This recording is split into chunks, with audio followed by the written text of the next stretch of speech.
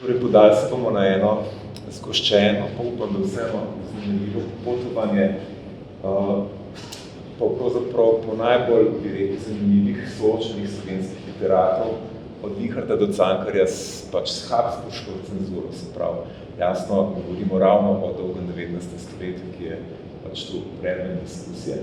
Seveda moramo vedeti, da je cenzura z nami od nekdaj, da se ni začela šele v 19. stoletju, še prej seveda od Rimljanov in tako naprej, ampak v zgodnjem novem veku je njen razmah zaznamoval pravzaprav sovpad dveh pomembnih dogodkov. Eden je pravzaprav verski spor med protestanti in katoliki, drugi pa seveda je tiska, ki je omogočil mnogo hitrejšo distribucijo knjig in s njimi seveda tudi nevarnih idej. Tako da pravzaprav tule imamo na levi slikico Tridentinskega koncila, ki je pravzaprav na katoliški strani zaznamoval politiko soočanja zlasti seveda s protestantsko herezijo. Eden od njih ključnih elementov je bil indeks prepovedanih knjig, ki je izhajal v Rimu od 16. tako rekoč do 20. stoletja v različnih izdajah. Tamle vidimo frontispic zgovoren seveda sam po sebi ene od izdaj iz 18. stoletja. Edini slovenski avtor, ki je imel to čast, seveda, da se je uvrstil na ta rimski indeks, je seveda Primož Trubar. Tamle vidimo, da je označen kot avtor prve klase, kar pomeni, da je tako izjemen, da je tako izjemno nevaren. To pomeni, da so v bistvu avtomatsko prepovedano sajno. No, ampak seveda iz teh prvih stoletij cenzure, ki jih je zaznamovala dominacija cerkve, se potem začela dogajati spremembe. Cenzura se sekularizira, v svoje roke jo vzame država. V habsburški monarhiji se to dogaja zlasti v terezijanskem obdobju, tule vidimo cesarico in njeno prvo komisijo pod vodstvom Van Svitna. Tudi na Dunaju so seveda izdali katalog prepovedanih knjig, katalog Silibrorum Prohibitorum, ki je imel pa nekoliko drugačen fokus kot rimski indeks. Seveda tudi ta izhajal dolgo časa v številnih izdajah, ves čas je bil osvežen. Tudi v naše kraje so prihajali te indeksi prepovedanih knjig. Tukaj vidimo Bach-Leitnerjevo analizo najbolj prepovedanih avtorjev na tem cesarskem indeksu. Kot vidite, prevladujejo te radikalni razsvetljenci, kakšni materialisti in tako naprej. Pa najdemo pa še celo kakšnega poročnega pridigarja kot primer preveč konzervativnega pisanja. Tale odsek na levi kaže recimo prepovedana Voltairjeva dela v eni od izdaj tega cesarskega indeksa. Jasno, ta nov cenzurni koncept je terjal pravzaprav tudi neko reorganizacijo cenzurnega aparata na ravni birokracije. Namreč treba je bilo ne samo prepovedati določene knjige in njihovo cirkulacijo, njihovo voz, ampak je bilo treba nadzirati tudi domačo produkcijo. Če gledamo, kje je bilo seveda težišče odločevalske moči, nas ne bo presenetilo, da je bilo to na Dunaju. V cenzorske zadeve se je pravzaprav vpletal sam monarh, cenzurna komisija seveda in potem kasneje je bila cenzura podrejena policiji, tako da je bila to prvovrstna notranja zadeva. Na Dunaju je bil tudi centralni knjižno-revizijski urad, ki je v bistvu koordiniral delo lokalnih uradov in pa tudi ključni cenzori za knjižne izdaje, na primer za slovenske kot Peter Miklošič. Medtem ko seveda lokalni avtori so pa morali sodelovati z lokalnimi uradi, recimo tudi v Ljubljani so imeli knjižno-revizijski urad, so imeli lokalne cenzore, ki jih je v načelu potrjeval lokalni guberni, kjer je deloval tudi neke vrste lokalni minister, cenzurni referent. V cenzuro pa so se vpletali tudi drugi akteri. No, pomembno je pa to seveda, da lokalni cenzori večinoma so obravnavali sprotne, manjše tiske ali pa periodiko, ki seveda ni mogla potovati na Dunaj, ker ni bilo to preveč znamo. To je seveda veljalo za cenzurni aparat v dobi pred dramatično revolucijo. Zdaj, če začnemo to naše popotovanje, seveda ga začnemo z Linhartom. Linhartovo delo je cenzura močno zaznamovala, že njegovo mladostno nemško dramsko delo Miss Jenny Love je bilo natisnjeno v svobodnem mestu Augsburg, torej daleč stran na nek način od Dunaja in razlog za to je bil pravzaprav Linhartov strah pred cenzuro. Strah pred moralistično cenzuro, kajti to njegovo delo je polno temnih erotičnih strasti, nasilja in tako naprej. Tako da v kontekstu tistega časa. To delo je bilo precej neuspešno, no, ampak vsekakor vemo, da je cenzura pač imela pomembno vlogo pri njegovi objavi. Zdaj, Linhart je bil mnogo bolj kot z nemškim dramskim prvencem pravzaprav uspešen s svojima slovenskima priredbama, ki pa nista njegovi izvirni deli. To dobro poznamo, ne vemo pa morda, vedno smo se spraševali, literarni zgodovinari, zakaj je bila Mitska ne samo natisnjena, ampak tudi uspešno, vsaj dvakrat in potem še kdaj uprizorjena na odru, medtem ko ta veseli dan, Matiček pa je bil samo natisnjen, medtem ko je moral čakati na prvo uprizoritev praktično 60 let, vemo, da je bilo prvič uprizorjeno novo mesto v revolucionarnem letu. Jasno, razlog za to je treba iskati v nevarni predlogi. Ta predloga je drama Beaumarchayeva, La Folle Chouerie, Le Mariage de Figaro. Vemo, da je sam Beaumarchais, aventurist, dramatik in zelo zanimiva osebnost, se več let naganjal s Ludvikom XIV za njegovimi cenzorji, preden je drama smela na oder. Ko se je to zgodilo, je bila instanten hit, obnorela je celo Evropo in seveda tudi v naši domovini, bi rekel, v domovini naših prednikov, so si prizadevali, da bi jo spravili na oder. Rautenstrauch je prevedel leta 1785, gledališka skupina Emanuela Schikanederja je pripravljala dramo za uprizoritev, ampak tik pred tem se je pa usodno zapletlo, namreč sam monarh Jožef II, ki sicer velja danes za precej liberalnega, v cenzurnih zadevah je interveniral pri notranjem ministru Pergnu in ta je potem interveniral pri gledališkem cenzorju Francu Hegelinu, naj uprizoritev drame prepreči. Tako da imamo to dvojno situacijo, se pravi, natisk knjige je dovoljen, uprizoritev pa ne. To je doktrina, ki je veljala pravzaprav vse do začetka 20. stoletja, namreč ta doktrina razsvetljenska o posebni nevarnosti žive besede na odru in bomo še večkrat videli, kako se je pravzaprav manifestirala. Njen oče je bil pa pravzaprav oče gledališke cenzure v Habsburški monarhiji, Josef von Sonnenfels. Figaro je prišel na avstrijske odre po nenavadnem novinku. Mozart je bil seveda tudi fasciniran nad Figarovo zgodbo. Z Lorencom da Ponte je nekako prepričal cesarja, da bo tale priredba pa vendarle v redu, je potem ima uspelo in seveda dobili smo leta 86 slavnega Figara, ki je še zasenčil slavo Beaumarchayeve znamenite komedije.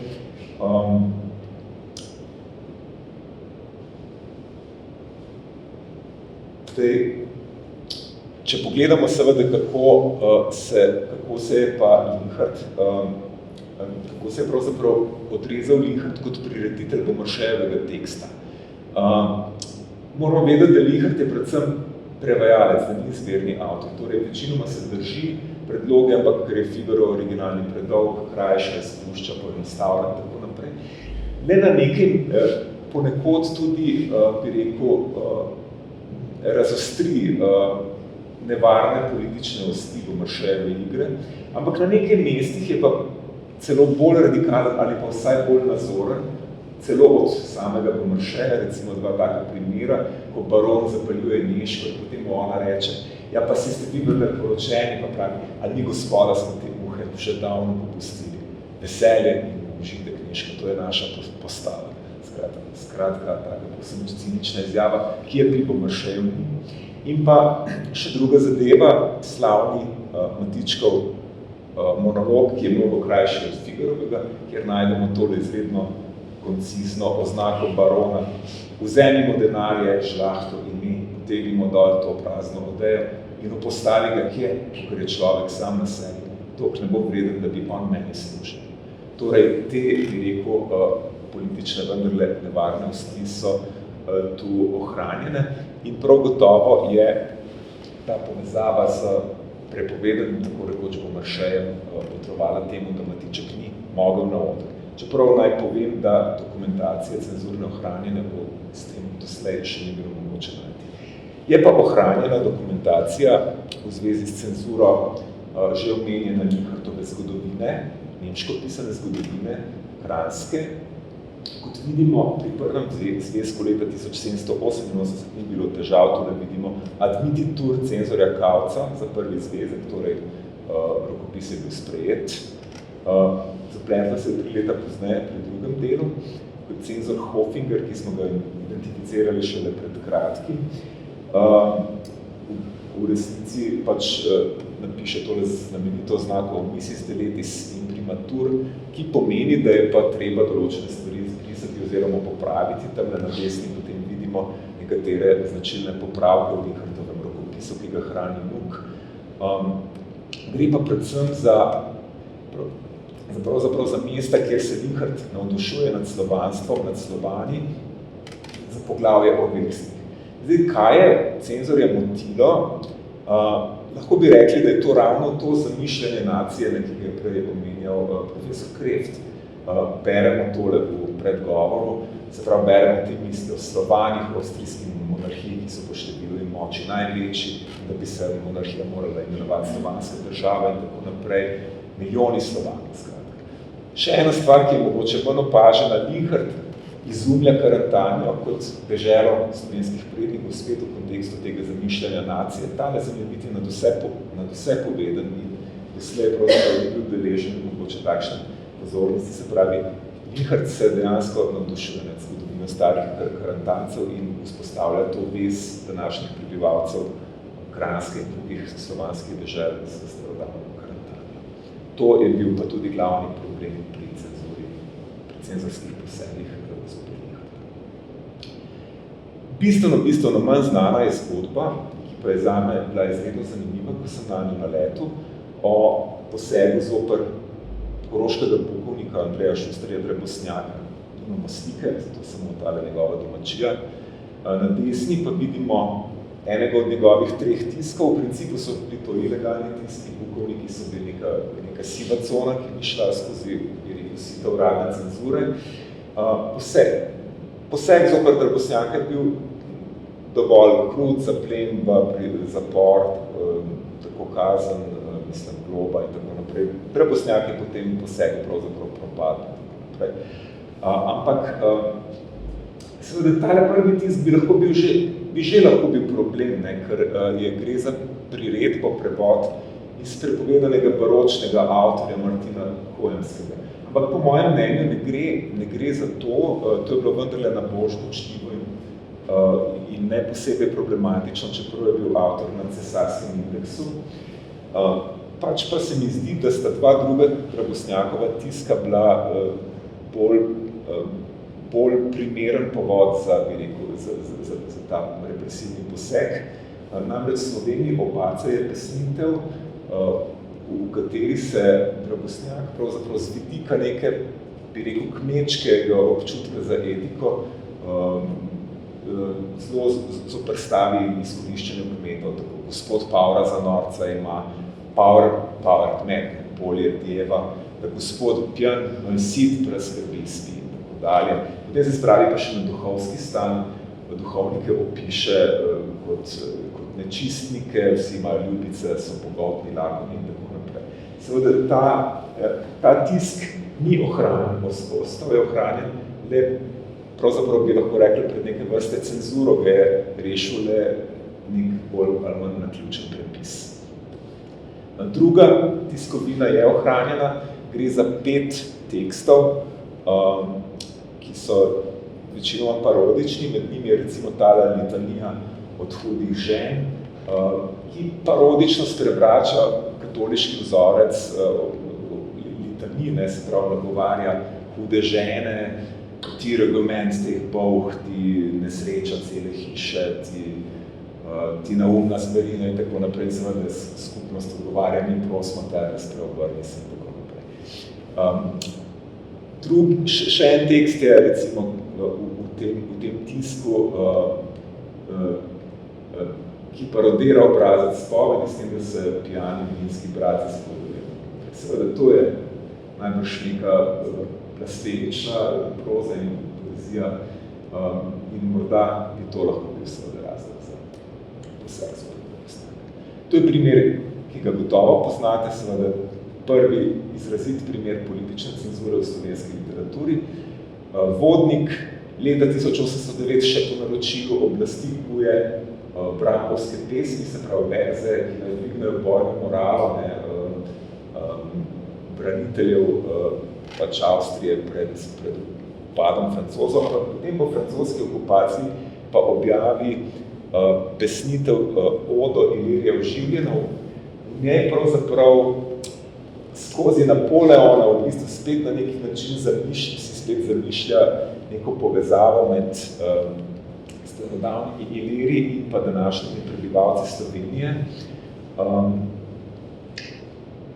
In seveda ta pesem ni bila povšeči oblastnikom. Po restauraciji Habsburške oblasti je vodniku nakopala hude težave. Sam cesarski dekret pravzaprav je zahteval njegovo upokojitev in izločitev iz javnega življenja. Tudi sama njegova pesem nikdar ni bila potem več objavljena, ni je bilo več mogoče objaviti, je bila v bistvu prepovedana vse do marčne revolucije.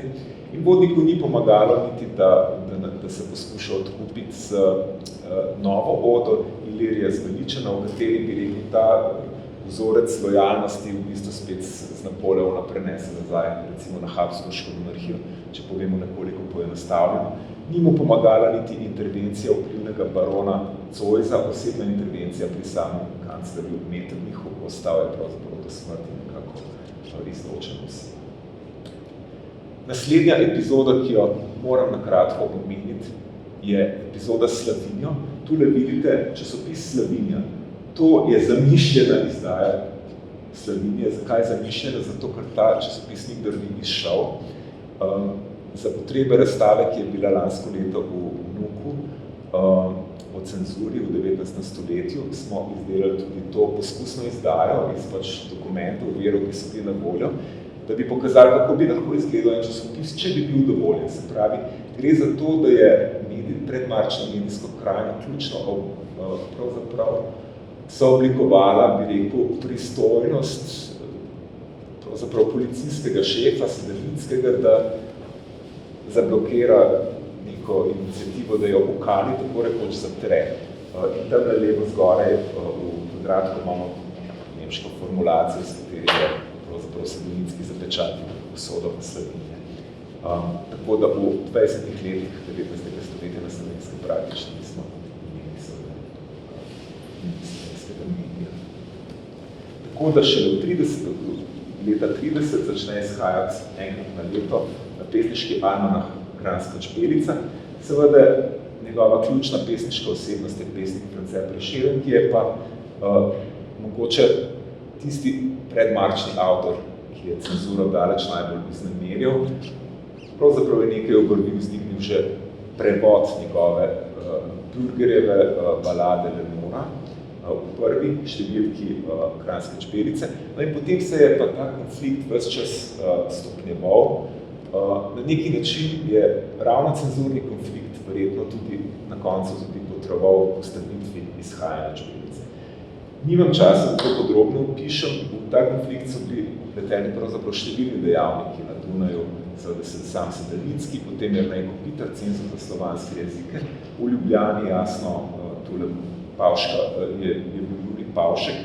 Pavške pesnike imam samo en izrezek iz schematizma, ki kaže pravzaprav te revizijske urade po celi monarhiji, tam da vidimo Georga Pavška, profesorja filozofije, kot knjižnega revizorja. Na desni pa vidimo potem še deželnega guvernerja Šimburga, ki je podpiral izhajanje čebelice, in pa Matijo Čopa, ki je v principu bil nekako skriti sourednik čebelice, po potrebi pa tudi lokalni cenzor.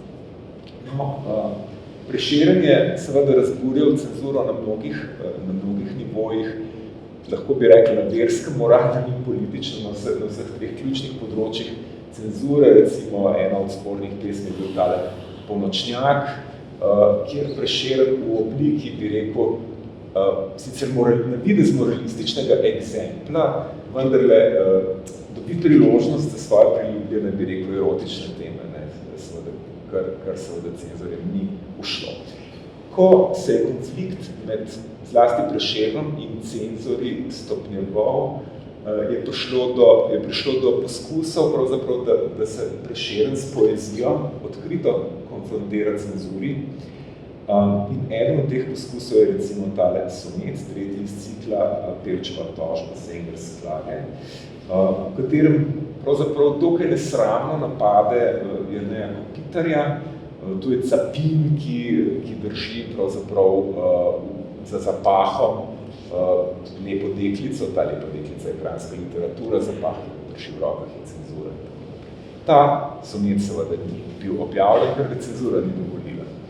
Pač pa je zanimivo, da je cenzura dovolila in to lokalna, nima se časa, da bi to podrobno razlagalo, ampak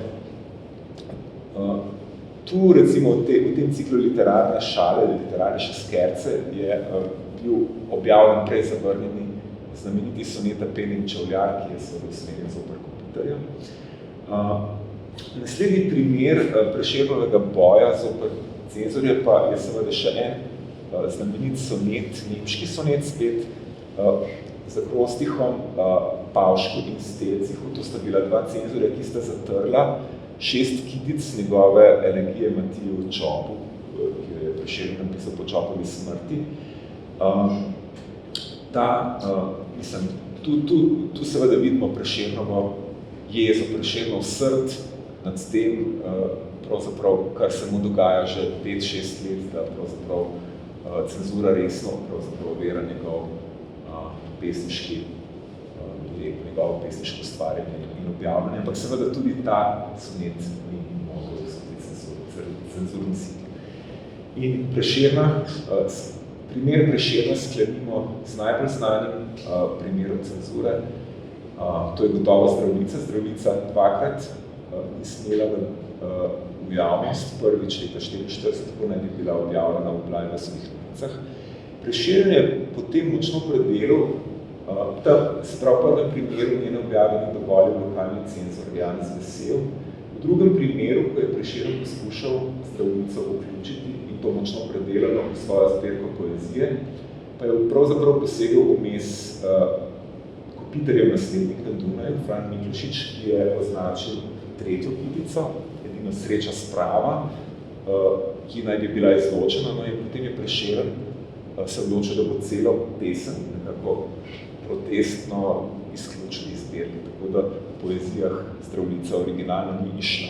Išla je šele po padcu predhodne cenzure, ki se je zgodil z marčno revolucijo, in takrat je Zdravljica v celoti neokrnjena išla v tiskih in rokodelskih rodicah, vključno s tretjo kitico, ki je Miklošič ni bral, ker je Prešeren že sam vam potegnil Sovražnike z oblaku.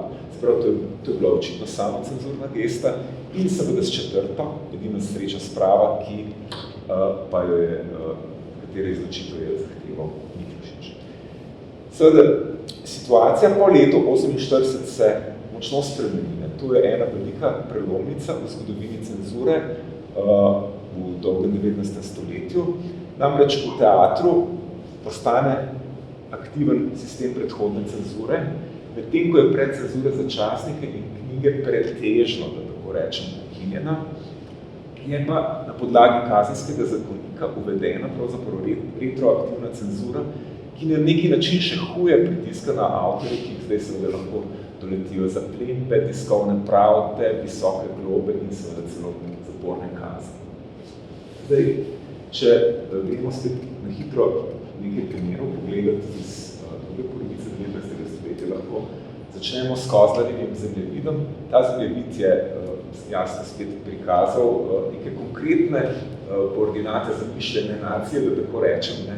In je bil z tega vidika gotovo lahko problematičen seveda v okolju, ki ga je zaznamovalo raztoče trenje med Nemci in Slovenci in dejansko ta zemljevid je imel hude težave in seveda tudi njegov avtor je imel zaradi tega hude težave. prvi slovenski literat in oziroma urednik, ki je bil v zaporu, je Andrej Anšpiler, Korošec, duhovnik, oče koroških Slovencev, velik narodnjak. Bil je zaprt v samostanskem zaporu Marija Luka. Zaradi njegova časnika, nemški Štimenaus in Österreich in potem Slovenec v 60. letih 19. stoletja, pravzaprav je pa na neki način zatrla cenzura oziroma represija oblasti in to je bil pravzaprav usodni udarec za slovensko narodno gibanje na Koroškem. V Ljubljani so se ravno tako v začetku ustavne dobe seveda začele te klasične tiskovne pravde. Fran Levstik je bil ena ključnih oseb v tem dogajanju. Levstik je sicer še leta 1854 objavil pesmi, ki so doživele neko zmes formalne in neformalne cenzure in so ga pravzaprav pahnile v neko zgodbo, v neko življenjsko pot, ki se je ni sam izbral. Ampak o tem nimamo časa diskutirati, pač pa bomo nekoliko več povedali o teh njegovih člankih iz 60 let. Misli o sedanjih mednarodnih mejah je bil eden od tistih spornih tekstov, kjer je bil Levstik vsaj soavtor, ki so časniku naprej, ki ga je izdajal sicer Miroslav Vilhar, nakopali eno od težkih tiskovnih pravd in v resnici je bil zaradi tega članka, ki je nekako zahteval, da se preuredijo meje tradicionalnih avstrijskih dežel po nacionalnem ključu. In seveda to je bila drzna teza, zaradi tega je urednik Miroslav Vilhar pristal v zapor. Levstik je pravzaprav poslal v zapor kar nekaj urednikov, sam pa ni bil zaprt. Še en njegov znamenit članek je recimo Tujčeva Peta, v katerem, ki je bil seveda spet na sodišču dolgo časa obravnavan. In seveda tu Levstik na nek bojevit način izraža svoje protinemške teze, tudi nemška kultura nam je vzela, kar smo mi svojega imeli. Vzela nam je domačo svetoslovansko zemljo, katero so naši dedje skrbjo pridobili. Skratka, jasno je, da so pač te bojeviti nacionalistični članki bili tisti element, ki je serijsko pravzaprav povzročal tiskovne pravde in v katerih je bil pravzaprav protagonist ravno Fran Levstik. Ena ključnih epizod povezanih s cenzuro in Levstikom je pa gotovo cenzura njegove Levstik-Jurčičeve igre Tugomer. Spet imamo podobno situacijo kot pri Vilhartu. Tugomer je lahko natisnjen kot knjiga leta 1876, ampak potem pa pridejo poskusi za uprizoritev, ki so pa vsi po vrsti sistematično blokirani in tako pride do prve uprizoritve Tugomerja šele leta 1919, se pravi po razpadu monarhije. Še ena osebnost iz slovenskega časnikarstva. V 70. letih 19. stoletja je Jakob Aleševec, urednik satiričnega Brencla. Aleševec je bil ves čas praktično na sodišču, tako da je bil res že rutiniran, ampak bil je pa tudi v zaporu, tako kot Vilhar na Žabjaku. Vilhar je napisal Žabjanke, pesniško zbirko, Aleševec je napisal Ričet iz Žabjaka. Njegovega Brencla so ves čas plinili in takrat je objavil pač tisto znamenito karikaturo, kjer dva stražmojstra od našega zaplenjena izvoda Brencla izpisali. Janez Trdina ni bil deležen pravzaprav formalne uradne cenzure, je pa res zanimivo, da so bila njegova literarna dela obravnavana dvakrat kar v samem Dunajskem parlamentu, kar je izredno zanimivo. Ampak nimamo toliko časa za Trdino, pač pa mogoče se malo za hit pomodimo pri Ivanu Tavčarju, ki je bil ravno tako obravnavan skupaj s Trdino v Dunajskem parlamentu. Torej, Tavčarjeva povest Vita ne, ki jo seveda dobro poznamo, dogaja se v teh krajih. Zaradi nje je bil Tavčar obtožen proti nemštva, pravzaprav so nemški poslanci v parlamentu dokazovali, da Tavčar ščuva na sovraštvo zoper protestante. In to so utemeljevali z zelo slabo prebavljenim citatom iz Tavčarjeve novele. Namreč tule imamo celoten odlomek, na katerega so se poslanci sklicevali. Vidimo sicer, da seveda res se pojavi formulacija s kolom v glavi ali pa s helebardo v rebra, seveda tako bi bilo treba ravnati s Satanovimi nasledniki protestanti, ampak treba je pa seveda povedati, da je ta izjava popolnoma vzeta iz konteksta, kajti če beremo celo novelo, vidimo, da Tavčar seveda enako, skoraj enakomerno obsoja fanatizem na obeh stranih. In ta izjava je seveda vzeta povsem vzeta iz konteksta in seveda to je bilo v parlamentu na neki način lažje dokazati, tako da so imeli zagovorniki Tavčarja lažjo nalogo kot zagovorniki. No, če ostanemo za hip še pri Tavčarju, pa vemo, da je v svoji znameniti satiri 4000 pravzaprav pa nekako ustvaril neko podobo, distopično vizijo, bi rekel, do absurda, bi rekel, cenzurirane prihodnosti po meri, recimo, klerikalcev, kakršna naj bi bila po meri klerikalnih kritikov. In to je pa seveda dežela, kjer ženske ne smejo govoriti, ker imajo tezalnice, premeščene tezalnice, seveda to pa se nanaša dejansko neko drugo satiro Mahniča, ampak spet potem več, če odkušne druge priložnosti. Še en primer, ki ga ne smemo izpustiti, iz začetka 20. stoletja. Ne smemo ga pa izpustiti zato, ker je pravzaprav to eden od najbolj brutalnih posegov zoper kakšnega slovenskega pisatelja. Je povezan s Franom Mastnem Podlimbarskim in njegovim romanom Gospodin Franjo. Ta roman je šel brez večjih težav pri Slovenski matici leta 1913. Postal je pa problematičen šele začetkom vojne. Namreč Podlimbarski, ki je bil sicer oficer avstrijske vojske, v njem opisuje, zelo kritično opisuje pravzaprav eksploatacijo in upravljanje Bosne,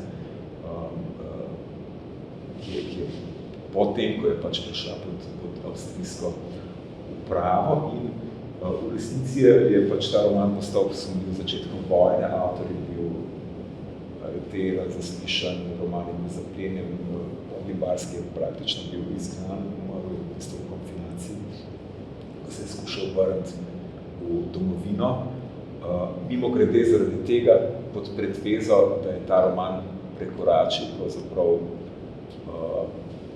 statut matice, ki naj se ne bi smela plačati s politiko, je bila potem tudi razpuščena Slovenska matica, ker je bil hud udarec Slovenski matici. No, pa če omenim seveda pri tej restauraciji matice je imel spet ključno vlogo Ivan Tavčar. Ampak torej Gospodin Franjo je verjetno eden od najbolj zanimivih pravzaprav primerov represije zoper kakega slovenskega pisatelja sploh. Zadnji avtor, s katerim bomo pa sklenili tale pregled, je pa jasno že v naslovu napovedani Ivan Cankar. Ivan Cankar je izkusil pravzaprav vse možne oblike cenzure. Cenzuro 19. 20. stoletja, formalno, neformalno cenzuro, cenzuro poezije, drame, političnega teksta in celo gostilniškega klebeta. Poznamo zgodbo o cenzuri erotike, 1899 Cankar pač objavil to zbirko, Mladi Škof, Anton Bonaventura Jeglič, to zbirko pokupi in zažge in tako naprej. Tukaj sploh ne gre seveda za kakšno uradno cenzuro, teoretično bi lahko vsak državljan naredil nekaj podobnega. Pač pa je bil in cela zgodba Cankarju na neki način sploh ni škodila, morda mu je celo prinesla nekaj dodatne publicitete ob izdaje prvenca. Resnejša srečanja s cenzuro Cankarjeva so bila pa recimo v temle primeru leta 1980, se pravi v socialističnem rdečem praporju, ko je napisal ogorčeno poljubno uvodnik o tem incidentu, kjer sta pač umrla dva mlada Slovenca po teh nacionalnih nemirih v Ljubljani. Kot vidimo tukaj na levi, imamo pač originalno izdajo, ki je bila potem seveda takoj zaplenjena in je razpečevanje ustavljeno in je potem v bistvu skoraj celoten Cankarjev tekst bil v bistvu ukinjen. No, tu Cankar direktno napade ne samo oblast, ampak celo poimensko deželnega predsednika Teodorja Švarca, ki se to absolutno ni ustrojil. Cankar se je soočil z uradno cenzuro tudi na področju gledališča. Spet imamo podobno situacijo, kot še prej pri Tugomeru in pri Linhartu. Klapci so išli v Šventnemu 1910 na oder, pa niso nikdar prišli, oziroma prišli so spet tako kot Tugomer šele leta 1919. Spet dolga, zelo zapletena zgodba, ki ne moram obnavljati. Ker sem že nekoliko prekoračil svoj čas. Tako da mogoče še ta zadnja epizoda Cankarjeva zaradi predavanja, se pravi tokrat pa pač eminentno politična tema, spet predavanje Slovenci in Jugoslovani. Med drugim tudi izjava, da se Avstrija utopi v svojem lastnem bremenu, tako naprej, ki so potem dokazovali v sodnem procesu. Takrat Cankar pride prvič v zapor, to je leta 1913. Leta 1904, tudi imamo karikaturo Hinka Strekarja, Cankar kot zapornik. Cankarju je bila morda ta epizoda še zabavna, ni mu bila pa zabavna naslednja zaporniška epizoda, kjer je pravzaprav zaradi tega, ker smo v stari Jugoslaviji poznali kot verbalni delikt, se pravi neke prosrpske izjave v neki vrhniški gostilni, pravzaprav si še za dlje časa pristal v precej manj udobnem zaporu Ljubljanskega grada. Tako, pravzaprav bi sklenil nekako z mislijo, da če pogledamo, bi rekel, te ključne cenzurirane vsebine, v tem trikotniku klasičnih tem, ki so recimo v srednjih tematskih področjih cenzure, bi pa prav gotovo lahko rekli, da je politična cenzura tista, ki je bila najpogosteje predmet pravzaprav spotike, predmet nekih posegov.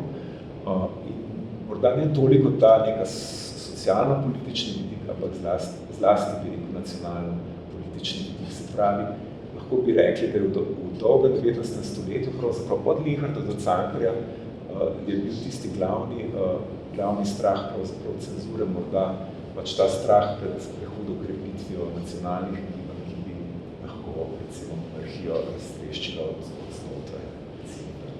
Recimo, da bi bil to lahko en od zanimivih sklepov, enega takega sprehoda skozi najbolj zanimive cenzorske primere. Tako da hvala lepa za pozornost.